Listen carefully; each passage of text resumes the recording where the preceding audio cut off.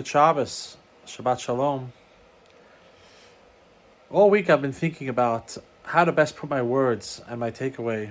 You see, this past Tuesday, my uncle passed, and it was his funeral at a young age of 69. And this past Tuesday, my wonderful niece, Devorah, got married in Berlin, Germany, daughter to my dear brother Yudi and his wife Leah. What a day! What a day! That night, as we had a wedding, half of our family in New York had a funeral. And I was trying to process all this, these two extremes. Some are mourning, while here we're dancing. My uncle Ficha, who passed away, was a man who actually lived with an idea of what we do in such situations. You see, as we danced, I was so happy for my niece, yet I was so in pain for my uncle. I was thinking of the words that we say every morning in the service from the Book of Psalms, "Afachta mispli lamachali." God, you've taken my sadness, and I'm paraphrasing.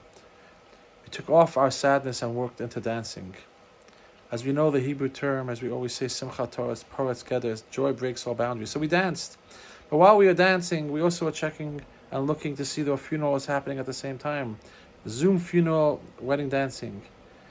And I reminded, what would Uncle Ficha want at this time? And he was always a person with such a joy and such a happiness.